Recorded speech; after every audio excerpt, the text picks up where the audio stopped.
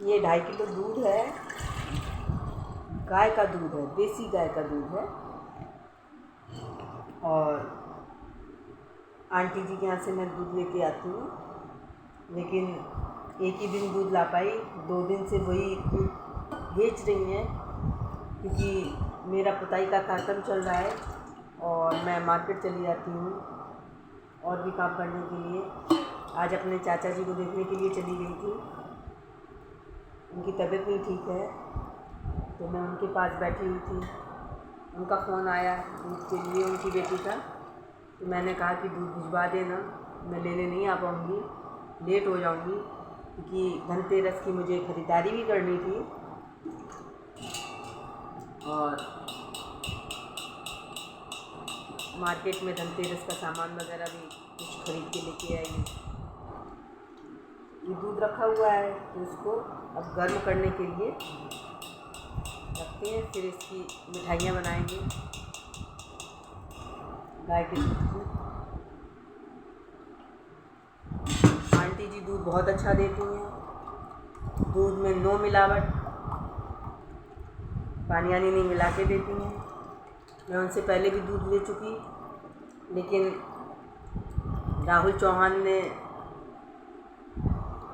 मुझे, राहुल और उसकी पत्नी ने पॉइज़न खिला दिया था, नशीली दवाएं वो मुझे खिला रहा था, तो मेरी तबीयत बहुत ख़राब हो रही थी दिनों दिन। मैं जान भी नहीं पा रही थी कि मेरे साथ क्या हो रहा है, तो मेरी तबीयत बहुत ख़राब हो गई थी। तो फिर बाद में मैं पुलिस कंप्लेंट करके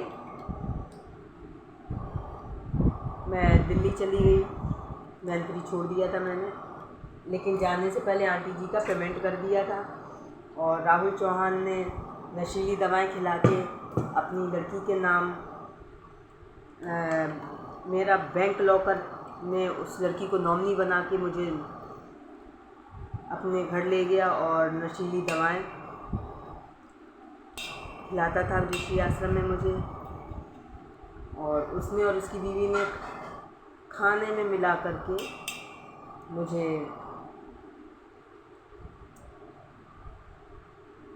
पॉइज़न खिला दिया। और चूँकि लॉकर नाम हो ही चुका था उसकी लड़की के, तो फिर उसको यही ठीक लगा कि मैं मर जाऊँ, मैं पॉइज़न दे दूँगी तो मैं ये लड़की मरी जाएगी, तो खाने में मिला करके जहर दे दिया उसने मुझे बहुत खून की उल्टियाँ होती थी, नाक से मुँह से बुरी तरह से खून आता था मेरी बॉडी से, नाक और मुँह से मैं खून की उल्टियाँ किया करती थी। और मैं लोगों से कहती थी कि मुझे खून की उल्टी हो रही है, तो कोई मुझ पर यकीन नहीं करता था। फिर जब पुलिस ने भी मेरी कोई हेल्प नहीं की, मैं पुलिस से एक ही बात बार बार कह रही थी कि मुझे मेरी पूरी बॉडी का, होल बॉडी का मुझे चेकअप करवाइए, मेरा पूरी बॉडी मेरी एग्ज़ामाइन करवाइए। लेकिन पुलिस मुझे कोई सपोर्ट नहीं कर रही थी। तो बाद में मैं सुबह 9 बजे से लेके सुबह 9 बजे से लेकर शाम को 5 बजे तक मैं कोतवाली में रही, 19 फरवरी 2023 को, और नाम दर्ज रिपोर्ट की। और उसने ऐसे राहुल चौहान ने हालात उत्पन्न किए और वो सारे सीन उत्पन्न किए कि मुझे ये लगता था कि मेरे पिता और भाई भी मिले हुए हैं, क्योंकि उसने मुझे मेरे घर पे ही नशीली दवा मुझे खिलाई थी। इसी आश्रम में खिलाता था, अपने घर में खिलाता था। उसने मुझे मेरे घर में तक नशीली दवा खिलाई।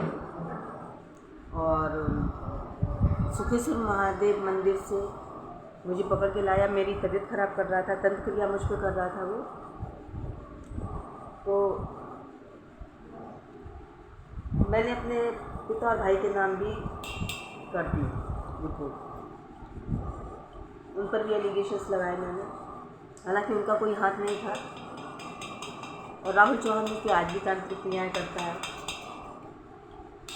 तो मैं नहीं चाहती कि जो मेरे साथ हुआ वो किसी और के बच्चे के साथ ऐसा हो। दुनिया बहुत गंदी है, दुनिया बड़ी दुरंगी है,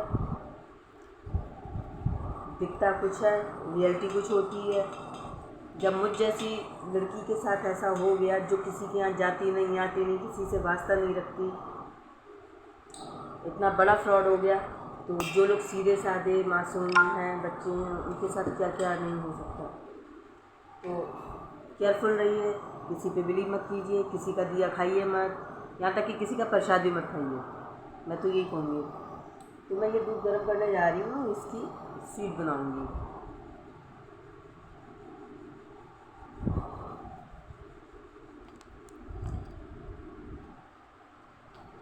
जो भी मैंने कहा राहुल चौहान और श्राव्यन चौहान और श्राव्यन सरकार के बारे में, बिल्कुल सच कहा, 100% सच कहा मैंने।